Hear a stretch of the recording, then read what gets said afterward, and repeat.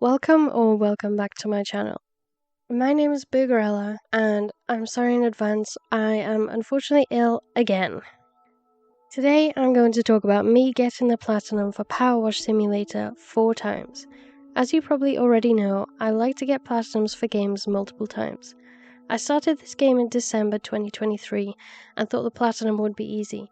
I managed to get to the playground job, and then I spent at least 3 hours trying to get the ball up the slide until I gave up and rage quit. January of this year, I was like, no way they have a Shrek DLC, so naturally I got the DLC on sale and I played for ages. Then I decided to give it another go. Not even just another go, but another 4 goes. I've been thinking a lot about how do I make a video on Powerwash Simulator interesting enough for people to watch. I'm still not sure, but I'm gonna try my best. So, to start, I do think there is a story to this game. Even after playing 4 times, I think I have an idea of what was happening. I will say the text on the side of the screen is so small that my old ass eyes only picked up about 1 word in 10. I managed to find the breakdown of the story on a Wikipedia page, so I'm going to use that to explain the story. A big thank you to Wikipedia for explaining the story, and putting the story together for those of us that can't read teeny tiny font, or connect any dots whatsoever. So, the story for Powerwash Simulator. Let's get into it. You start off as someone that cleans things with a power washer in a town called Muckingham. Harper Shaw, who is an archaeologist and is the first friend you're made aware of in the game, will gift you a van to start your business. She also helps you find your first jobs in the game. When you complete the jobs, you'll get given new ones. In the beginning, you can choose from different ones, but later on you get given one at a time. The first main event, I guess you would call it, is the mayor's cat Ulysses, plus a bunch of the other cats in Muckingham go missing. There is a dormant volcano somewhat close to the town called Mount Rushliss. As you do jobs around the town, you see that there is smoke coming from the volcano, and as you do more jobs, the smoke gets progressively more intense. Then you come to find out that the mayor has been aiding an illegal mining operation run by Blake Thrust by diverting the town's water for him to use. Blake Thrust is a character you will do a few jobs for, but turns out to be not a cool guy. Then the mayor will flee the town after this fact is exposed. The people from the town begin evacuating because they think this volcano will erupt soon. Your friend Harper tells you that she's discovered some statues that the volcano activity has unearthed. You clean the first statue, and once you're done, it will have a beam that points towards Mount Rushliss. The second statue seems to point in a certain direction, which you will have to follow at the end of the game. The second to last job is where you clean a spaceship. This ship belongs to Cerulean Sky. They explain that they are a time-traveling scientist that has traveled from the year 2278, then came back to investigate the volcanic eruption. Cerulean's ship is disguised as a van, and it changes into a ship so you can clean it. Cerulean then explains that if the volcano erupts, it will trigger every other volcano on the Pacific Rim, which the ash will then block out the sky and causes people and creatures on Earth to nearly go extinct. When Blake Thrust shot the ship down, he stole technology from the spaceship, which he then used, and that caused the volcano to become active sooner than expected. The statue I spoke about earlier actually points to a temple that has emerged from the sea. It turns out all the cats that went missing all came to the temple because it smells like fish. You make it to the temple, which you have to clean, and it turns out it's full of murals and a statue of the power washer. Cerulean tells you that the temple was made by the pacifists, which were the Pacific counterparts to the Atlanteans back in the day. It turns out that Blake Thrust was trying to look for the pacifists' lost civilization and any rare ores they left behind, but managed to drill through to the magma chamber, which then led to the premature eruption of Mount Rushliss. So, in order to prevent the inevitable disaster, Cerulean traveled back in time to tell a pacifist the story of the power washer, and they so kindly agreed to make the temple into a platform with a neutralizing beam that would activate when an experienced power washer cleans the temple. Once you clean this temple, the beam activates and the eruption is stopped in its tracks and everyone is safe again. After you finish this job, the credits will roll and there's a scene where the mayor's cat Ulysses made it into the back of your van and she's had kittens. And that's the end of the Powerwash Simulator story. It was only after finishing the game 4 times that I actually found out what was happening with the story. Now that I've covered the story thanks to Wikipedia, I'm going to talk about the trophies. There are 41 trophies, including the Platinum. The majority of these trophies are very simple to get. There are 4 trophies for Career Mode. Career Mode. I'm not saying Korea. Korea.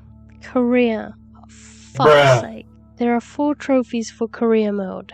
Not Korea, the country. There's no way for me to say this. Let's just call it Story Mode. You get 5 stars per level, so you have to complete all 38 levels to get all 4 of these trophies. There's 1 trophy for completing a bonus job. The job I picked all 4 times was the Mars rover, because it was the quickest one, but I do actually want to do the golf course job because it does look really fun. I'm not going to go over every single trophy because a lot of them are pretty simple, so I'm only going to talk about the trophies that I feel the need to complain about. There is a trophy on the playground level for getting the football up the stego slide. This is the trophy that made me rage quit in 2023. I watched videos on how to do it, I used the step to trap the ball, I tried everything and I still could not do it. So, like any normal person, I deleted the game and forgot about it. Until I heard about the Shrek DLC, then I came crawling back. Then I decided I would give this stego slide trophy another go. I think it took me about 2 hours the first time to get this trophy. The second time I went for this trophy, it felt easier, but still not easy because I sat there for a good 40 minutes, heavy breathing until it finally popped.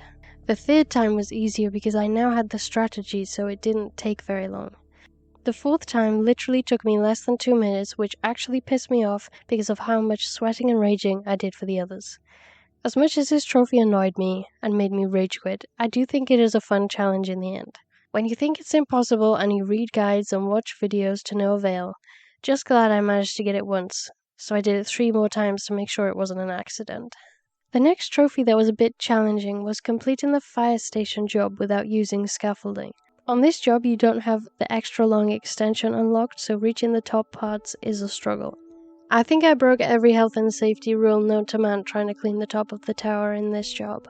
Climbing out the window and balancing with 1 toenail trying to get the right angle only to fall off and repeat. Doing this 4 times, I don't actually think I got any better, but I did have a routine of starting at the top and getting the annoying part out of the way first. The job where you have to clean the carousel, there is a trophy for cleaning the whole thing without turning it off.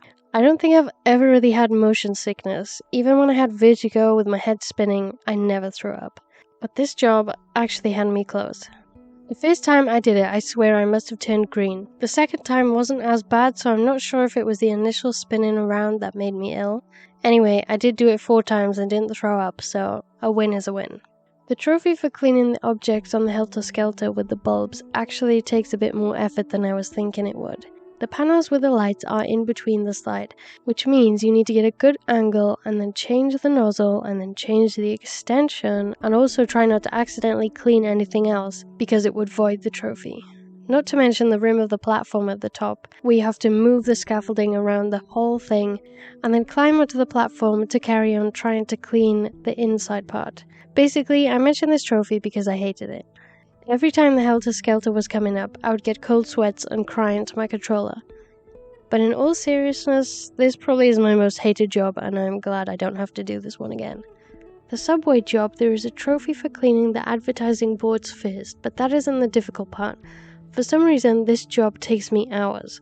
I don't mean 2 or 3 hours, I'm pretty sure my average was over 5. I honestly don't understand why it takes me so long to finish the job. I thought I was getting through it pretty fast as well, but I was still sat there for 5 hours. The last 2 platinums I did the subway back to back, and it was rough. Anyone planning on getting the platinum 4 times, don't do the subway back to back, it will nearly make you go outside for a walk. There are 2 trophies that I read on a guide could be done on the same job, which is the ancient statue with the white nozzle, and complete 95% of a job without completing any tasks. So, firstly, do not do this. Whoever wrote this guide hates you and me and everyone that has ever visited that guide. It's a PSN Profiles one, I can't remember which. Anyway, I did these trophies on the same level twice, and it took ages, and it was actually stressful, and I was sweating. I did get them both first time on both tries because I'm a highly skilled loser. The 2 other times, I did the 95% trophy on the penny farthing, and I'm pretty sure it saved me at least 4 hours of my time I can waste elsewhere. Even though cleaning the statue with the white nozzle takes ages, at least I didn't have to worry about any rogue dings that would send me into a spiral. There is a trophy that isn't difficult, but it's in the fairground and you have to knock coconuts over.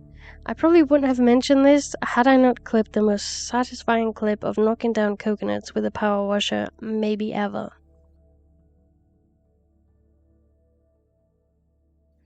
So, we are near the end, but it's not over because there are 2 trophies that some may call the cockblockers of this platinum. The gold medal challenges.